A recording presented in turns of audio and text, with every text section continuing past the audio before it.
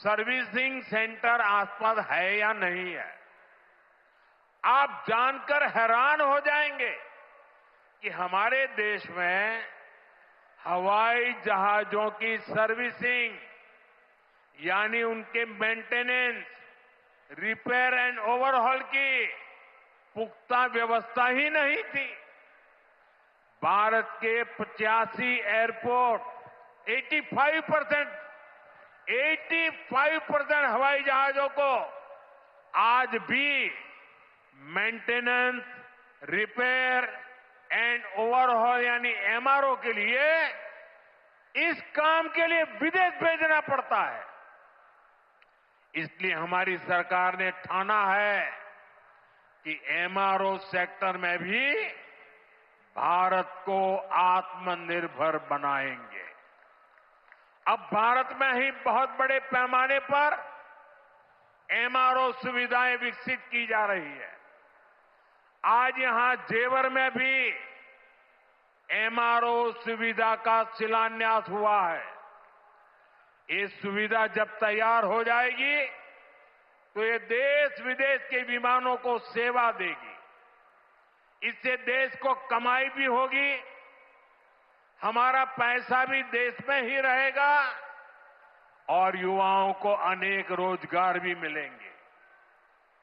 साथियों, आज हमारी सरकार की प्राथमिकता देश के नागरिकों की सुविधा है। देश के नागरिक का समय बचे और उसकी जेब पर ज्यादा बोझ भी न पड़े, ये हमारा लक्ष्य है। मेट्रो और वंदे भारत जैसी आधुनिक रेल सेवाओं का इसी भाव से ही विस्तार किया जा रहा है। दिल्ली मेरठ नमो भारत रेल, इसका कितना फायदा हो रहा है ये भी हम सब देख रहे हैं। अभी तक नमो भारत 2.5 करोड़ से अधिक लोग सफर कर चुके हैं। दिल्ली मेरठ के जिस सफर में पहले घंटों लग जाते थे, अब वो सफर मिनटों में ही पूरा हो रहा है। साथियों, विकसित भारत के विकसित आधुनिक इंफ्रास्ट्रक्चर पर हमारी सरकार अभूतपूर्व निवेश कर रही है। बीते 11 वर्षों में इंफ्रास्ट्रक्चर का बजट 6 गुना से अधिक बढ़ाया गया है। इन वर्षों में 17 लाख करोड़ रुपए हाईवे और एक्सप्रेसवे पर खर्च किए गए। 1 लाख किलोमीटर से अधिक के हाईवे का निर्माण किया गया है। 2014 तक रेलवे में सिर्फ 20,000 किलोमीटर रूट का बिजलीकरण हुआ था, जबकि 2014 के बाद से 40,000 किलोमीटर से ज्यादा रेलवे ट्रैक का बिजलीकरण किया गया है। आज ब्रॉडगेज नेटवर्क का लगभग 100% बिजलीकरण हो चुका है। आज कश्मीर घाटी हो या नॉर्थ ईस्ट की राजधानियां, ये पहली बार रेल नेटवर्क से जुड़ रही है। पोर्ट यानी बंदरगाहों की क्षमता बीते दशक में 2 गुने से अधिक हुई है। देश में नदी जलमार्गों की संख्या भी लगातार बढ़ रही है। विकसित भारत के निर्माण के लिए जरूरी हर क्षेत्र में भारत तेजी से काम कर रहा है। साथियों, विकसित भारत बनाने के लिए सबका प्रयास बहुत जरूरी है। ये आवश्यक है कि 140 करोड़ देशवासी कड़े से कड़ा परिश्रम करें और वैश्विक संकटों का एकजुट होकर सामना करें। अभी जो युद्ध चल रहा है, इससे पैदा हुए संकट का सामना कैसे करना है, इसके बारे में मैंने संसद में भी विस्तार से बताया है। मेरी कल देश के सभी मुख्यमंत्रियों से भी लंबी चर्चा हुई है और बड़ी सकारात्मक चर्चा हुई है। मैं आज आप सभी जनता जनार्दन से फिर कहूंगा, मैं देशवासियों से फिर से कहूंगा, हमें शांत मन से, धैर्य के साथ, एकजुटता के साथ, मिलजुल करके इस संकट का सामना करना है। ये पूरे विश्व में परेशानी पैदा करने वाला संकट है। हमें अपने देश की सबसे ज्यादा चिंता करने है और यही हम भारतीयों की सबसे बड़ी ताकत है।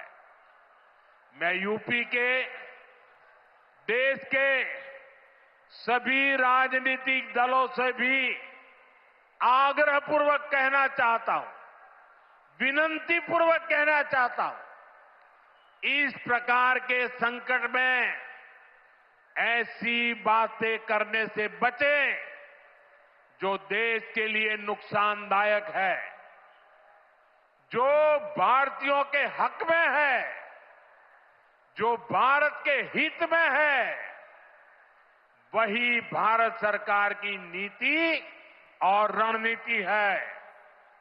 राजनीति के लिए गलत बयानबाजी करने वाले राजनीतिक बहस में तो कुछ नंबर पा लेंगे, लेकिन देश को नुकसान पहुंचाने वाली हरकतों को देश की जनता कभी माफ नहीं करती। कोरोना के महासंकट के दौरान भी कुछ लोगों ने अफवाहें फैलाई, वैक्सीन को लेकर झूठ बोले ताकि सरकार का काम मुश्किल हो, देश को नुकसान हो। परिणाम क्या हुआ? जनता ने चुनावों के दौरान ऐसी राजनीति को नकार दिया, ठुकरा दिया। मुझे पूरा भरोसा है कि देश के सभी राजनीतिक दल भी इससे सबक सीखेंगे और देश के एकजुट प्रयासों को वो बल देंगे, ताकत देंगे। इसी आग्रह के साथ एक बार फिर से उत्तर प्रदेश को इस शानदार एयरपोर्ट के लिए बहुत बहुत शुभकामनाएं। मेरे साथ बोलिए, भारत माता की वंदे वंदे वंदे वंदे वंदे वंदे वंदे वंदे वंदे। बहुत बहुत धन्यवाद।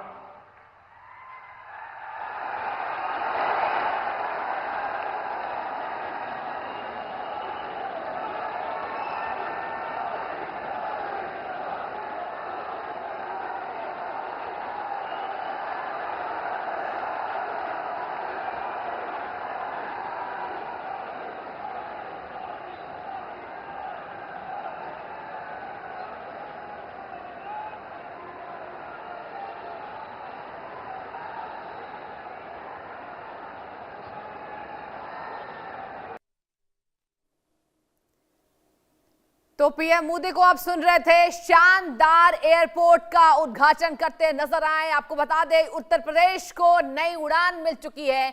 उनके साथ सूबे के मुखिया यानी कि योगी आदित्यनाथ की मौजूदगी ये बताती है कि उत्तर प्रदेश की रफ्तार जो भारत की रफ्तार भी तय करेगी। एक शानदार एयरपोर्ट का उद्घाटन हो चुका है। यहां पर सालों का इंतजार खत्म होता नजर आया। यूपी के जेवर में आसमान का नया सुल्तान।